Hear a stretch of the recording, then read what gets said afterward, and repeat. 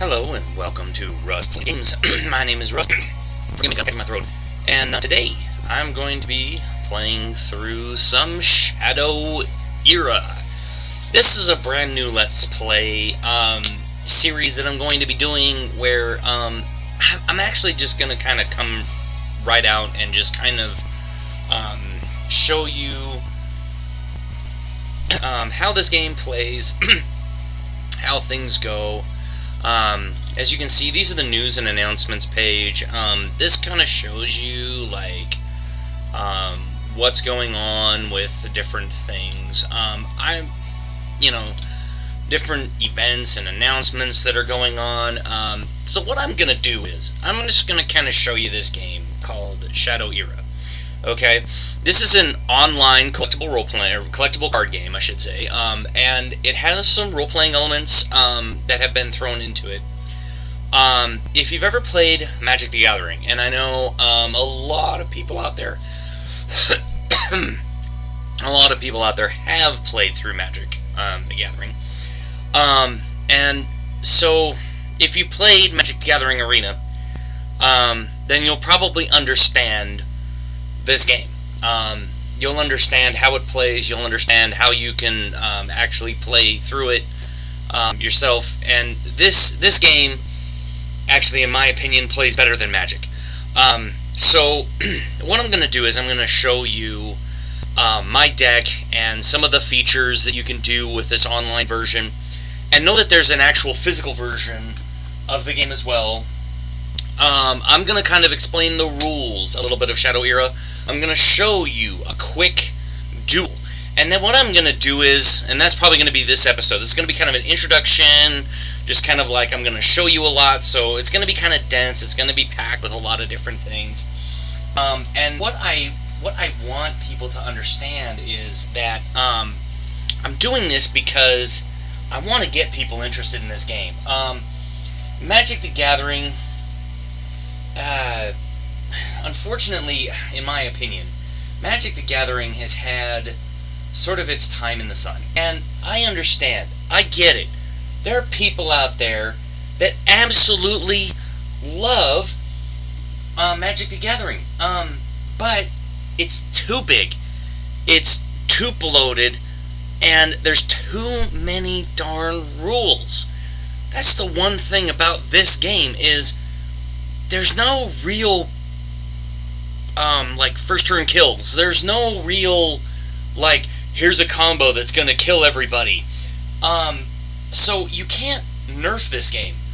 At least not that I've seen. So what we're gonna do is we're gonna break down each card.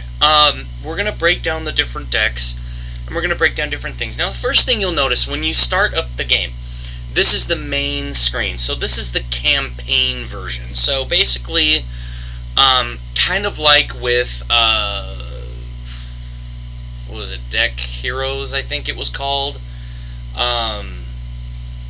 Yeah, Deck Heroes, where you kind of went through a sort of like a campaign mode, and you played some different games. You do the same thing here. You play a card game against an opponent that has a set deck, and generally, if you can get the right combination of cards, you can get the right, you have the right deck, you have the right thing, you can beat these pretty easily. And that's one of the things I'm going to do is I'm going to use that as kind of a, kind of my showing you how the game works, how the turn flows, and how all that stuff works. You'll also notice that there's this chest. This is a daily reward that you get every day. So if you come back every day, you can get a new thing. So this is Sling Blade Demon. It costs 3 resources to play. He's a shadow ally. He's unique, which means you can only have one of him on the table at any one time. It says, this is his text. When Sling Blade Demon is summoned, you may return target other friendly ally to its owner's hand to renew 2 resources. Basically what that means is when you play him to the table, you can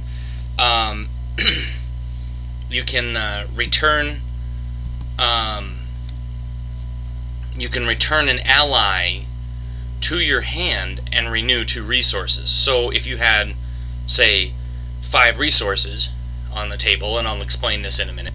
But if you played him for 3, you could bounce another card back to your hand and gain 2 resources. And then this is the attack, and this is his health. So kind of like in Magic where you have power and toughness, this is power and this is toughness. So he's basically a 3/3. Okay. The only difference is, unlike Magic, where if you don't do enough damage to kill that that thing, its toughness goes back up at the end of the turn. In Shadow Era, that doesn't happen. The health stays. So if you deal 2 damage to this guy, he would stay at 1 health until you deal him another 1 or 2 damage. Okay. So I'm gonna go through my deck, and I know, you CCG purists out there, you're gonna be like, why is he showing us that? Well, that doesn't make any sense. Why would he do that? Well, here's the reason. Okay, I'm going to show you my deck because you're going to be watching me play. So when I pull a card, when I talk about that card, I don't want people to go, well, I don't know what that card does. I'm going to explain it to you right now. You're going to know what my deck can do and what it can do. And then when I play the actual game, you'll understand and you'll go, wow, that's amazing. So now, here's the thing. You can actually buy, in the game, you can actually buy different bundles, okay? And they cost different things. So this is, for $5, this is the Human Mage bundle, okay? And it says that you get 12 booster packs. So you basically get 3 booster packs from each set, okay? So this is Call of the Crystals, this is the first one, Dark Prophecies, this is the second one, Shattered Fates, and then Lost Lands. So these are the 4 expansion sets that have been released digitally. Now physically, Call of the Crystals and Dark Prophecies are the only ones they've released because they're still trying to build enough of a fan base of the physical game, and that's what I'm trying to do right now, is to build enough interest in the game that we can start getting some physical games going, okay? Then you get 2 premium foils, and I'll show you some foils in my deck, and then you get these card sleeves, which is of the Fireball spell, which I'll show you here in a minute. So this is my hero. So this is Wulven Frostmire. She is a wizard, and when you first start the game, if you've never played this game before, you first start the game, it's going to ask you, how do you want to start this? How do you want this to go? Okay, and so every deck requires a hero. Okay, so this is my hero for this deck. This is Wulven Frostmire. Okay. So what we have here is this is the class icon up here in the corner. Okay, so this is Mage. Some of them might have a different one if they're not a mage, but like a warrior or a ranger.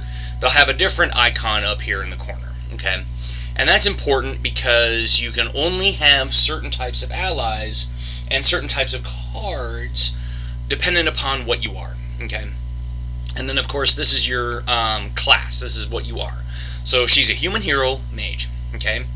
And this is the number of shadow crystals it takes to use her ability. Now, I'll explain shadow crystals once we get into the game, because it's kind of important to understand how that works as you start to get into the game, okay? Her ability is, target opposing ally takes 4 ice damage and is frozen. It can't attack or defend or use abilities for 2 turns. So basically, she deals 4 damage, and then that character cannot attack or do anything until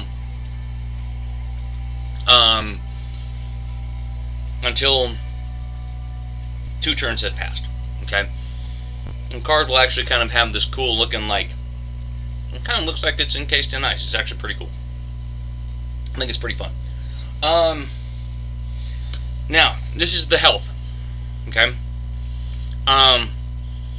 She has 26 health. If that 26 health is reduced to 0, game is over. This is an ally. Just like I said before, this is the resource cost. Okay? It's a casting cost.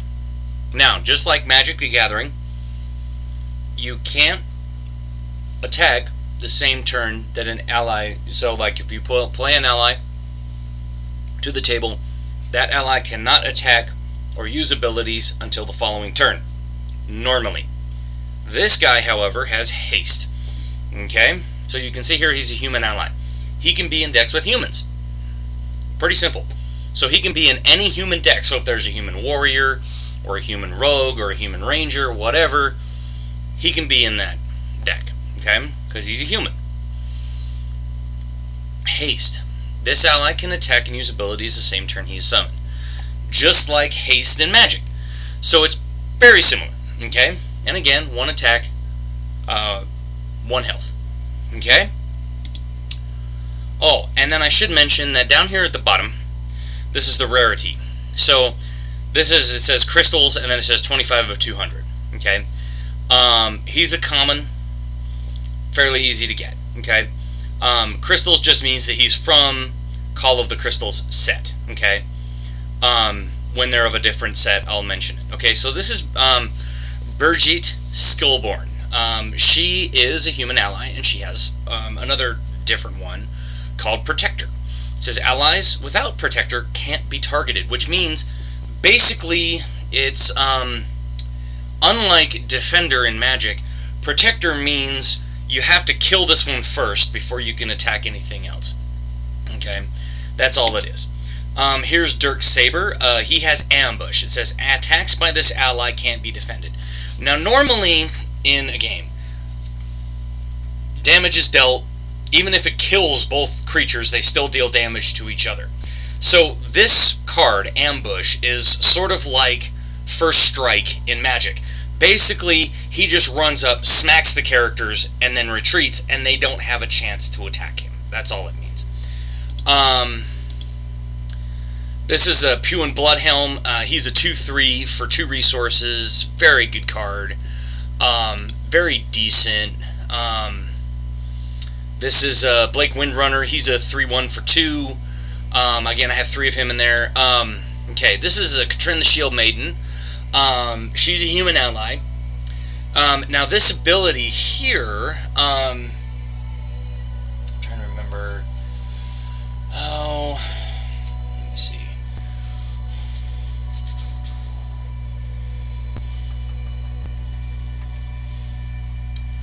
Don't know if they mentioned it, but basically, I think this uses shadow crystals. It's the reason why this is, no, this uses resources, that's right. Duh, don't mind me. This uses resources, so this black 1 uses resources. So that means I can use 1 resource, and a target ally gains +2 health. And then this ability can't be used again while that ally is in play. So basically, let's say I give, let's say Puin Bloodhelm over here takes 2 damage. Okay, so he's at 1. I can heal him up for 1 resource. But while that Puin Bloodhelm is in play, Katrin the Shield Maiden can't use this ability again. Okay? And she's a 0/4. So she doesn't attack, but she has 4 health, and she's a healer, which is really nice. This guy is a neutral ally. Now, neutral allies can be in any deck. It doesn't matter who has them. It doesn't matter. You can have them in evil decks, you can have them in good decks, you can have them in mage decks, you can have them everywhere, okay? So it says, Masked Bandit has +1 attack while attacking.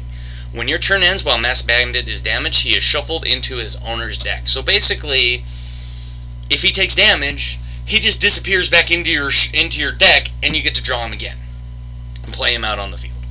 So as long as he's not damaged, he's out on the field. This is Priest of the Light. Again, 3. He's a human ally. When Priest of the Light is summoned, opposing heroes lose 1 shadow energy, and your hero gains +1 health. And he's a rare. So here, this is the rarity. So if they're common, they don't have a symbol. If they're uncommon, they'll have a U.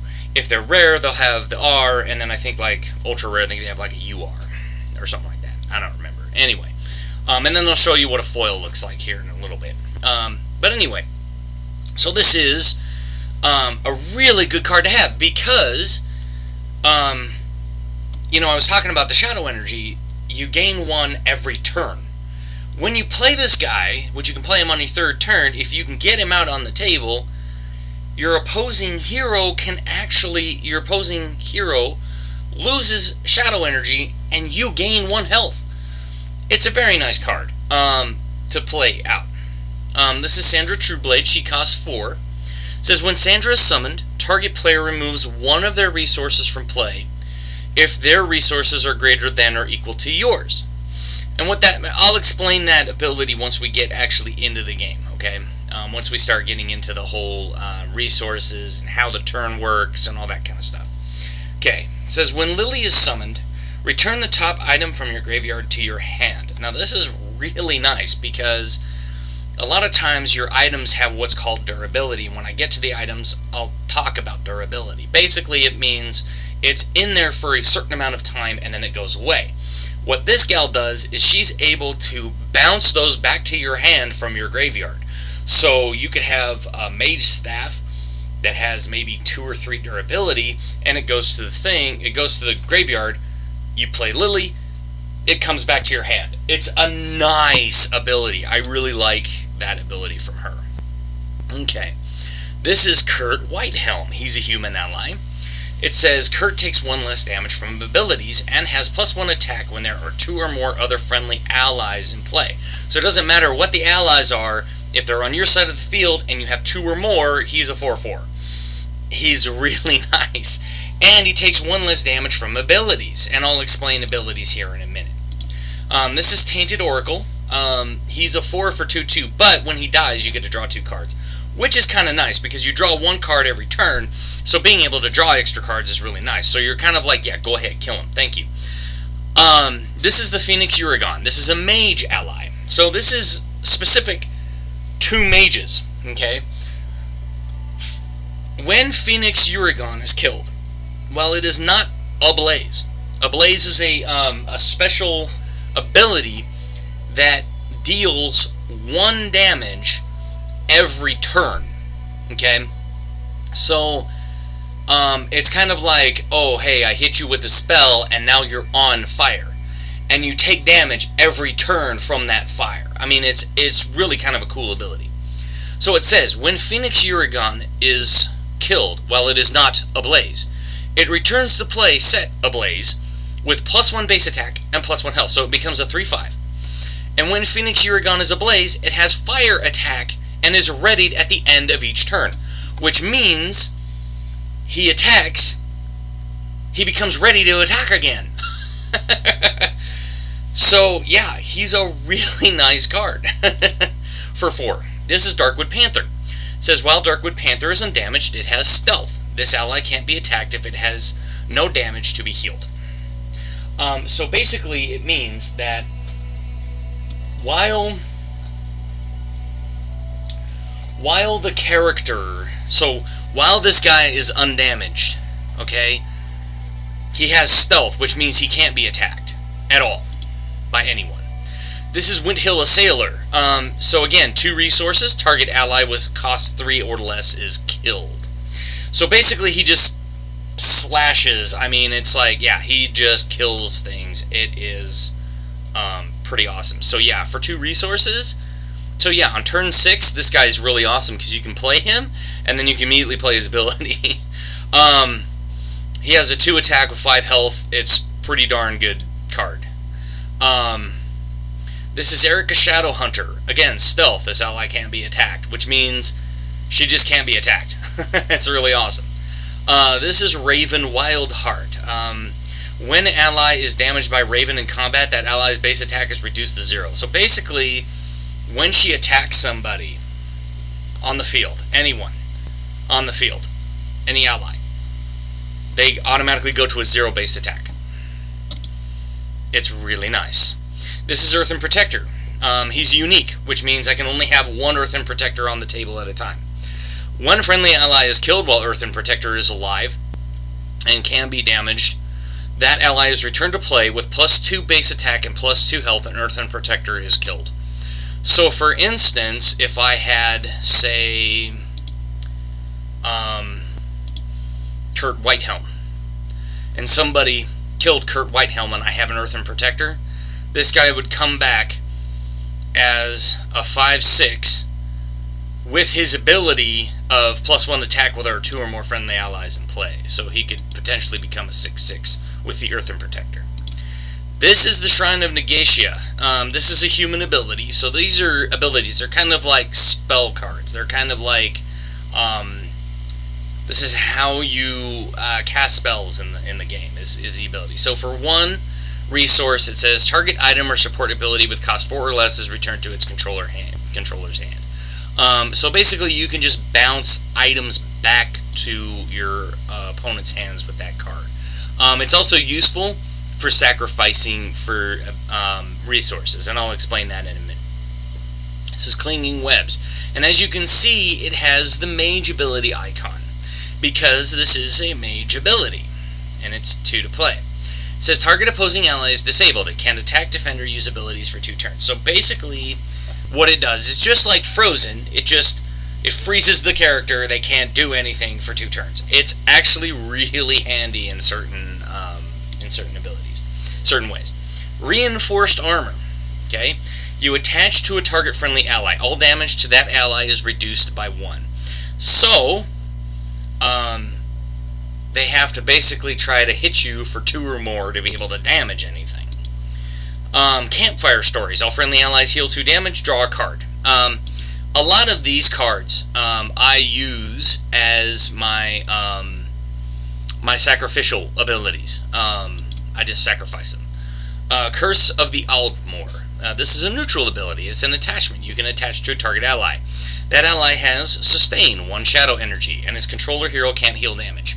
So what that means is that every turn, their controller has to pay 1 shadow energy for that ally, or that ally goes away. So if they put down a big old creature, and they want to be able to keep that creature out, if I put this on it, they have to pay their shadow energy that they get every turn to be able to keep it on the table. Okay? And while that curse is on there, they can't heal. So if they played, say, Priest of the Light, if they were a human and they played Priest of the Light, they couldn't heal that one that they get from me losing the shadow energy, and then they gain 1. They would not be able to use that ability. It's a nice card. This is the Fireball. This is what I was telling you is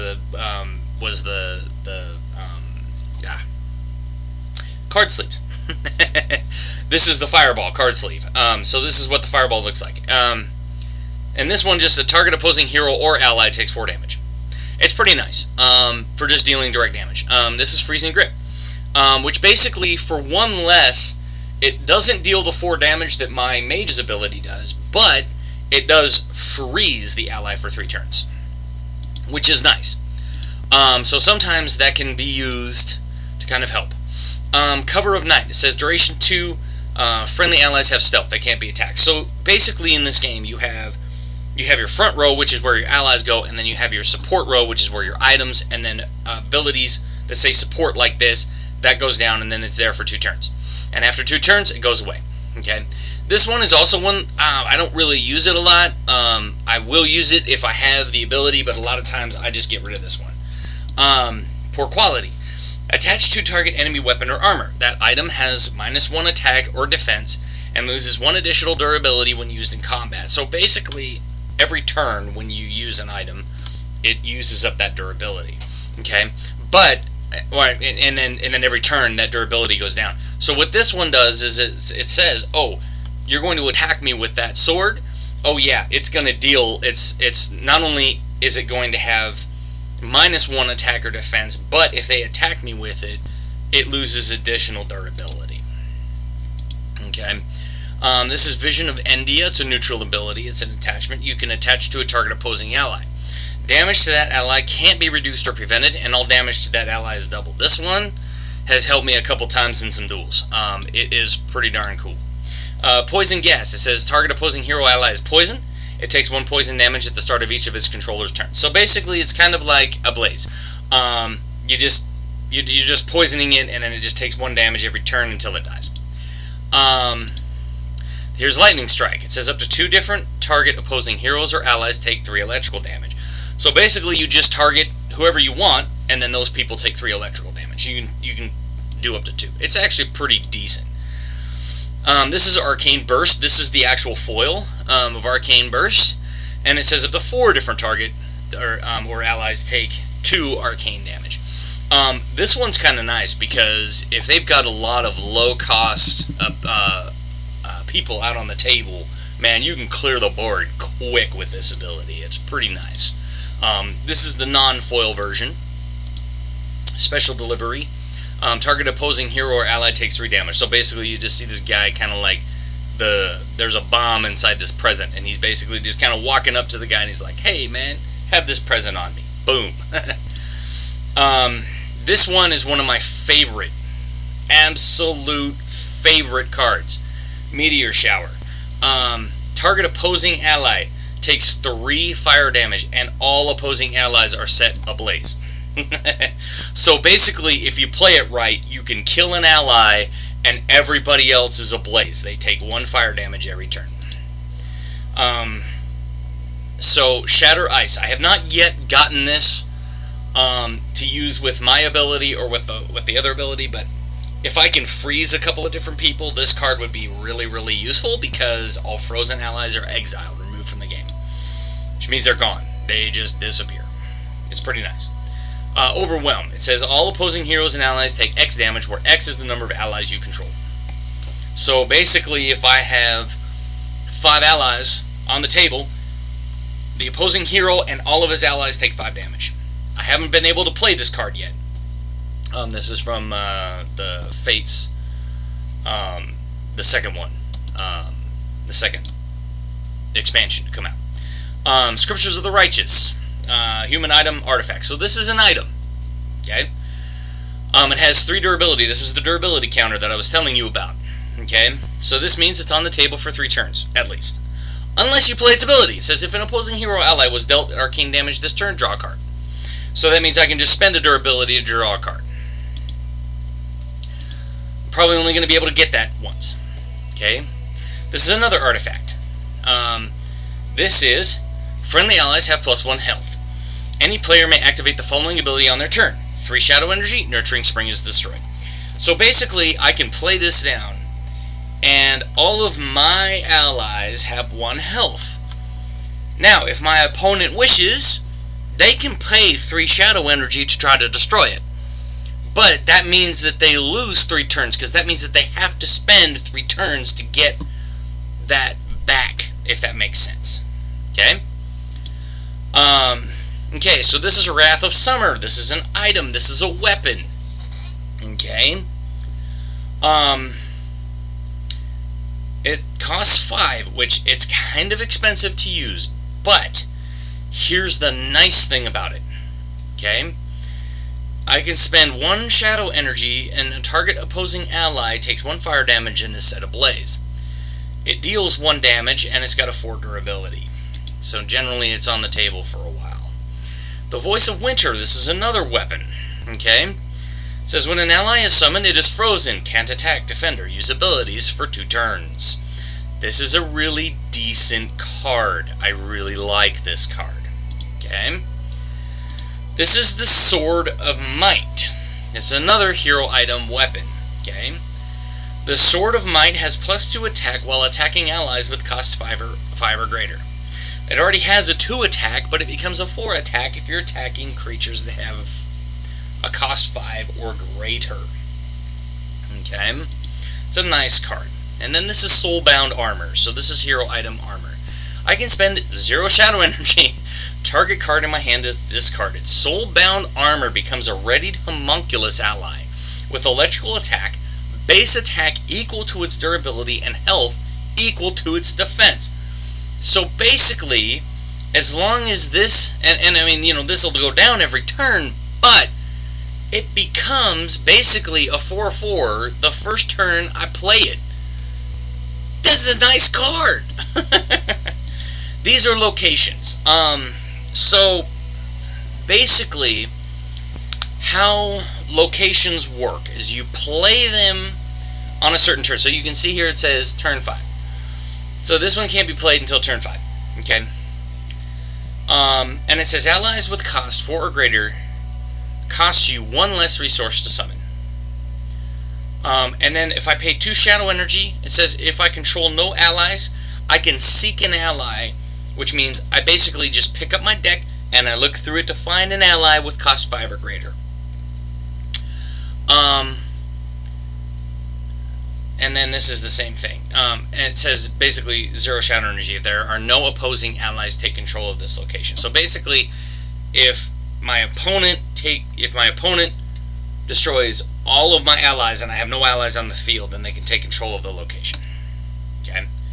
Now this one is Gederi Braxno Citadel. Okay. It says your hero and allies you control have Defender. Opposing players can't summon locations. And then the person can pay 1 shadow energy to exile the location. Now here's the thing, I've never had a location hit the table yet. So I don't know exactly how they work. Okay? But that's my deck. It's 65 cards. Okay? It's a decent size.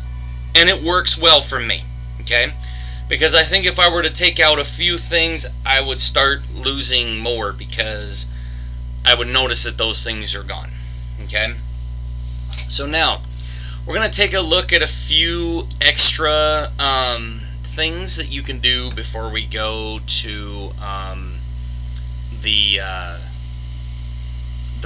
multiplayer. Actually, we're going to go to the campaign. We're going to play a quick battle so that I can kind of show you how things work.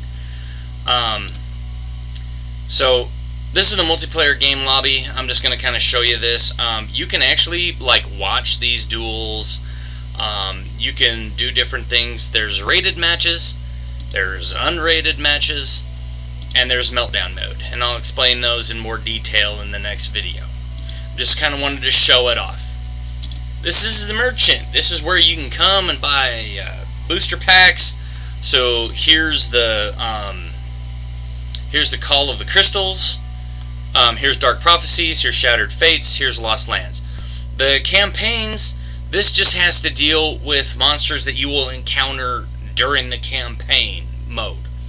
And then the premium is most of your things. Most of your like foils and like really rare cards. So this is what you get to choose from when you first sign on. So when you first get on Shadow Era, okay, the first time you've never played it before, they're going to ask you to pick a deck, okay? So like for instance, here's a 40 card Human Warrior deck, okay? You get Kristoff Wild, you get Dirk Saber, Pew and Bloodhelm, Blake Windrunner, Jasmine Roscolt, Alden the Brave, Zoe Silversmith, Lily Roscolt, Erica Shadowhunter. You get abilities. You get the Shrine of Negatia, you get Crippling Blow, Retreat, Rain Delay, Extra Sharp, Smashing Blow, Shield Bash. Those are both Warrior exclusive just to those. Enrage, Rampage, Special Delivery. And then you get some items. You get a Rusty Longsword, Jeweler's Dream, Reserve Weapon, and Snow Sapphire. Now these cost 200 Shadow Energy Crystals. And so what's going to happen is that when you buy these, they're basically just going to be that. So this is the Eladwin Frostmire. This is what I chose. Okay, it basically gave me like, I think it was like these 8 decks right here. I think is what it gave me, and it said you can choose one of these. And it gave, actually, I think it gave me like these 2. And maybe this one. I don't remember. It's been a long time since I started. I mean, I've been playing this for probably like 2 years. And so, like, you know, here's a premium Human Hunter deck, which has 60 cards from Call of the Crystals, Dark Prophecies, and Shattered Fates. And you get Yathan Redthorn, which is this guy right here, as your hero, and then you get 31 allies. As you can see, you get a lot of different allies, you get 13 abilities, and you get 15 items. And it's 300 Shadow Crystals. And I don't know that they'll have you choose that one when you first get in. But yeah, there's all these different decks now that they have that you can choose from. here's all their card sleeves. So you can actually buy card sleeves for your decks. So like here's the Shrine of Negatia.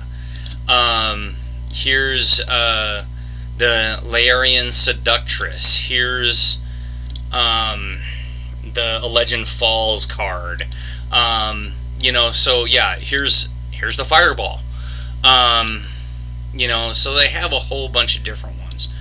Now, I think it's... No, it's not those. The physical game only has one type of card sleeve, which kind of sucks. And it's just... Let me go back.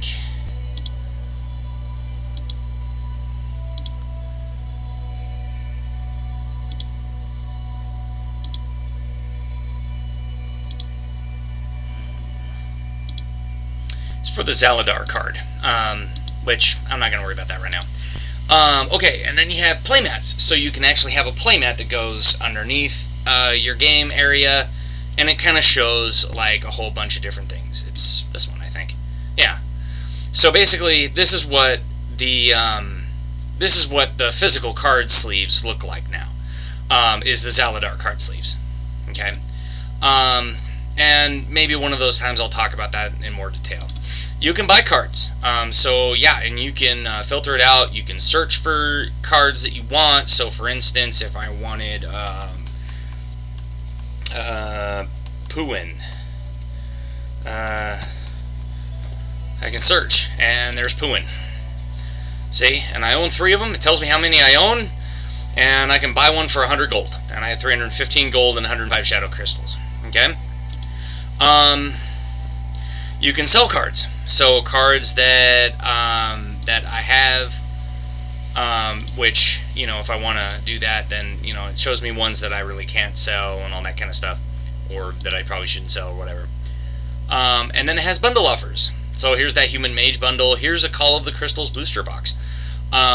So what happens is when you buy this box for 15 bucks, you get 24 digital Call of the Crystals booster packs. And you get 1 random sleeve. Okay? I know it doesn't seem like much. Here's Dark Prophecies, Shattered Fates, and then the premium foils. Okay? So you can buy the premium foil pack, and then you get 1 random sleeve. But it's 35 bucks, and you get 12 premium foil packs, and you get a whole bunch of premium foils, and that kind of stuff. So depending on what you're playing, that will show you this kind of bundles and those kind of things. So then there's that. And this is my status. As you can see, I have 335 out of 1700 experience. My hero level is 5. I have 2. My streak is 1 and 1. My account level is 7. I have 0 shadow tokens. I have 105 shadow crystals, 315 gold. It says shadow crystals can be earned with leveling up your heroes with XP. So yeah, I'm not really up there in terms of being able to do things. So now, I am going to show you how to play Shadow Era.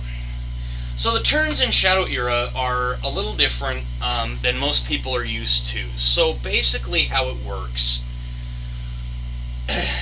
is it goes like this. You have your start of turn, which some effects resolve at that start of turn. You have your draw phase, where you draw a card. You have your sacrifice, which is where you're going to sacrifice a card for resources. Okay, and I recommend that you do that for at least the first 4 to 5 turns. Then you have action phase, which is you play cards. Then you decide if you want to target anything for combat. If you have anything that's able to do combat on your first turn, you won't. And then you'll resolve your combat, and then you'll finish up your turn. So now that we kind of know the basics of that, here we go. I am going to go fight this dude. I get 50 experience points and 50 gold pieces if I win. Let's see. This is an easy battle, so I should be able to. So this is part of the campaign. So you're going to see this corrupted angel chick. It says, it has been a long time since you visited the city, hasn't it? Not long enough. Let's make this quick. Alright, so basically I was going through these, like, wildlands. Okay, so let's see here. What have I got? Masked Bandit, Vision of India, Shattered Ice. So it's my turn. This is my sacrifice. I think I'm going to go ahead and sacrifice this. Okay.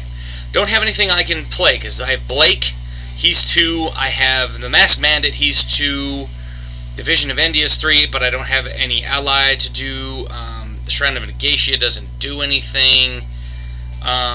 Tainted Oracle, so I'm just going to end my turn. So as you can see, I did not gain a Shadow Crystal. Now I did. So he gained 1 Shadow Crystal at the beginning of his turn. I gained 1 Shadow Crystal at the beginning of mine. Now I need to sacrifice something. I'm going to sacrifice the Tainted Oracle, just because I don't need him. I'm going to play this guy. Okay? Now, to show you, this is Boris Skullcrusher. So, he's a human hero warrior, okay? He has 4. Target opposing ally with cost 4 or less is killed.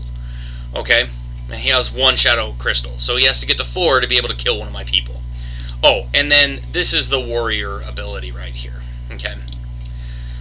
So I'm going to end my turn.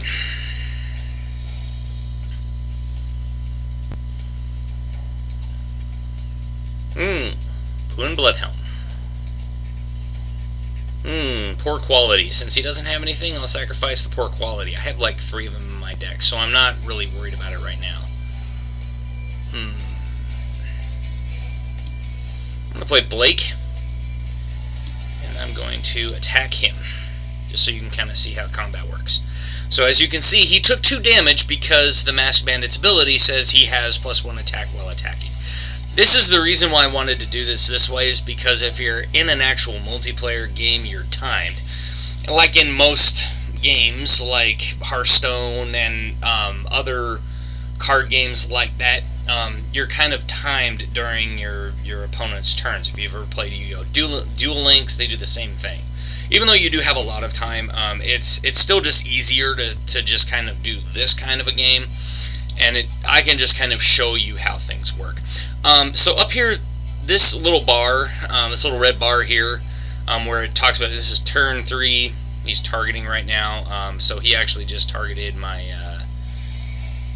guy with a crippling blow, and he just hit me with Wulven Bloodhelm. And he's going to hit me with Christopher Wilde.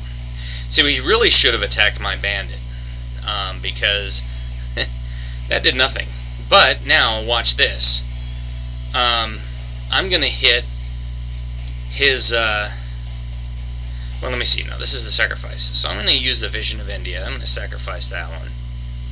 Okay, I'm going to play this. I'm going to play this on him.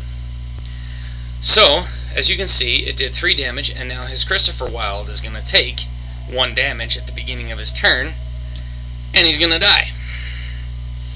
So, basically, I've killed both of his allies. So now his ally disappears. Okay? So as you can see, that's kind of how that works. Okay?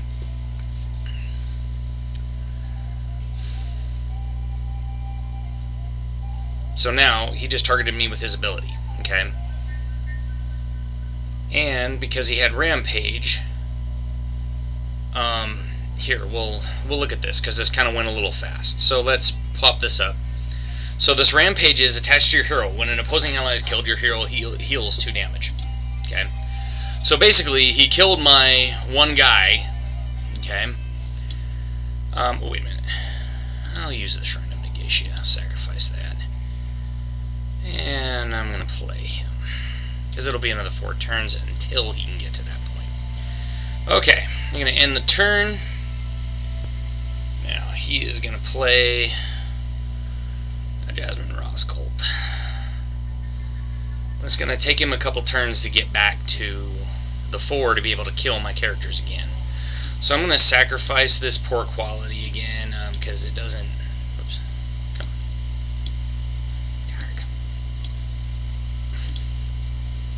Fine. Sacrifice, you little bastard. Okay, so now I am going to use my ability. I'm going to target Jasmine Ross Colt because I'm going to kill her. And then I'm going to attack him. So he might be able to heal a couple of that back, but next turn he's going to take 7 damage. Well, actually he's going to take 6 damage because once he kills one of my characters, if he kills this guy, yeah, he's going to kill that Bleak Windrunner. So yeah, see, and now he goes down to 3. Okay, so now I'm going to draw Freezing Grip. Ooh, I'm going to use this Freezing Grip. I'm going to skip, and I'm going to use this Freezing Grip on that guy. Okay. And now I'm going to heal. I'm going to hit him for 3 damage. Okay, end turn. I'm waiting for an Arcane Burst is what I'm waiting for, because then I can just damage them all the way across. So, yeah, we're basically dealing the same amount of damage to each other every turn. Aha, Katrin the Shield Maiden. Let me see, I'm going to skip that, and I'm going to play her. And now I'm going to attack you for 4 damage. Okay. I probably should have gotten rid of that guy, but nah.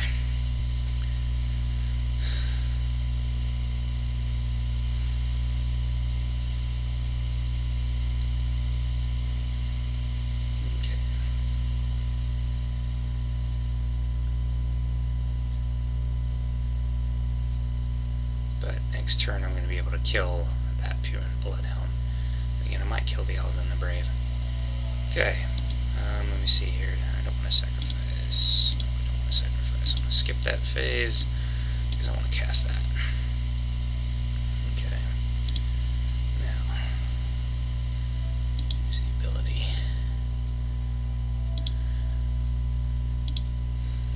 Boom. There.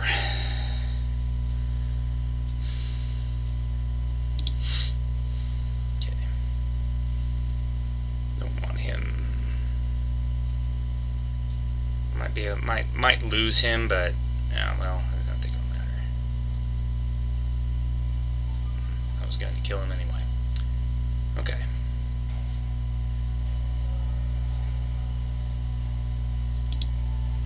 Alright, so I'm going to cast this chick.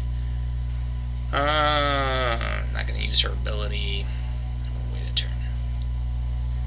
Because she has stealth, Zalai can't be attacked. He's probably going to have to kill this Blake Windrunner and then try to kill Katrin the Shield Maiden. And in that amount of time, I am going to be able to kill his people and take him down. So, we're going to end turn.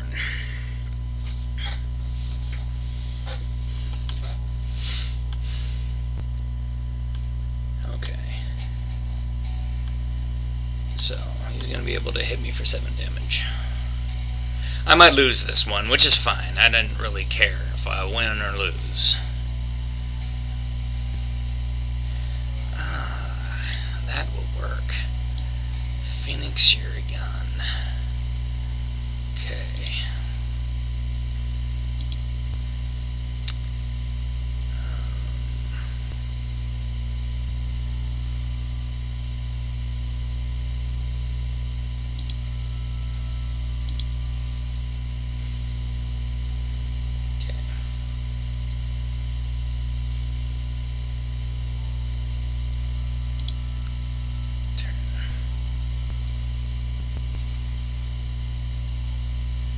Next time I get my thing, because I'm actually going to kill both of his characters this turn.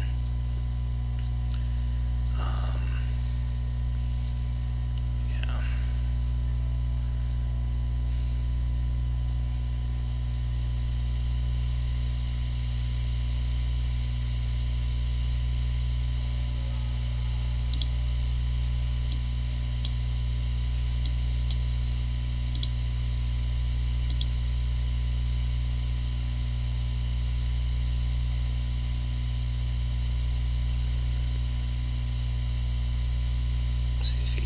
a shadow energy to exile it. Alright, Phoenix Euregon. I'm going to have him attack Blake Windrunner. Okay. And I'm going to have her attack Kurt.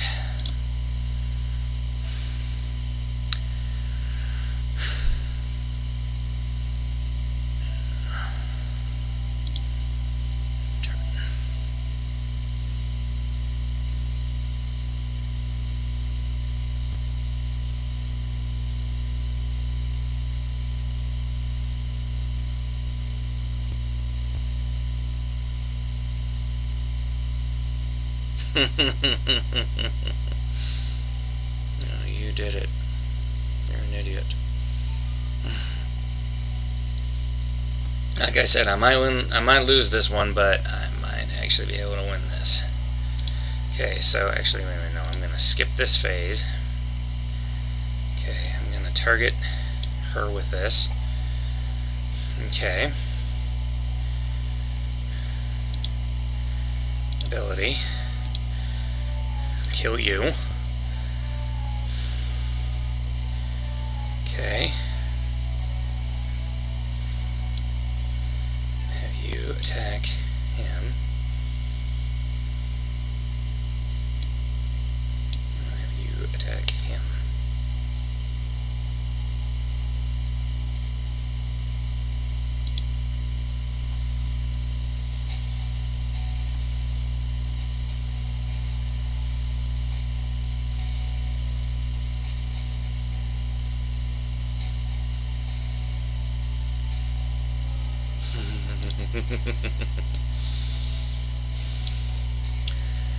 Okay.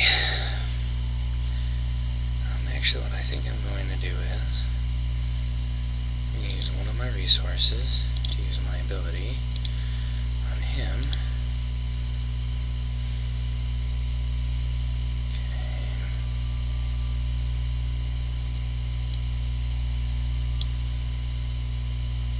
Gonna be close. Okay. Attack you for 4. This is actually going a lot better than I thought now, especially with that Phoenix Euregon. I can't believe when I figured out I had that in my thing, I just went, oh my gosh, I can't believe it. So yeah, it's Blake Windrunner, and I'm gonna have him attack him. I mean, I'm dealing him now 8 damage a turn. So, yeah. The next turn I'll have Blake finish her off. I think it's... yeah. Okay. Now...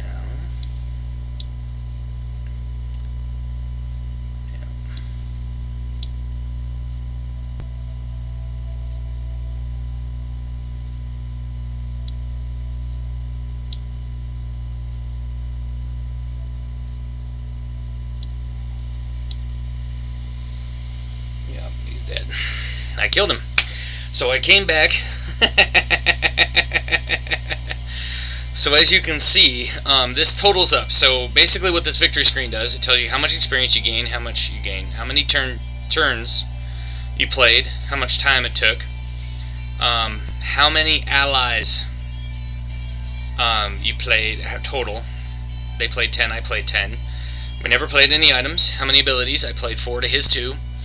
And how many total damage? I did 73 to his 41. So there you go. That, my friends, is Shadow Era. Okay? And then if you go back, you can play this again on the normal setting, and then you can play it again on the hard setting. You get more experience, more gold for beating the same person. It just gets a little bit harder. Their deck goes up a little bit more, and they get harder. So from now on, I just wanted to show you that. And from now on, okay, I want you guys to know. Oh yeah, and then this is where you can buy things. So like you can buy shadow tokens. You can sell shadow tokens. You can have all these different things. It's kind of like Bitcoin, but it's within the thing. So that's it. So, I want to say thank you for watching. This has been Russ Plays Games, and this is Shadow Era, a fun, awesome CCG that you can play on your phone, on your tablet, on your computer. I have this on my PC. You can play it physically, so if you go to www.shadowera.com, you can actually buy physical copies of these decks. You can buy physical booster packs. You can buy Zaladar card sleeves, and you can play with your friends. So yeah, they have a whole bunch of different things. So give this game a try. It is so much fun. Until next time, my name is Russ, signing off.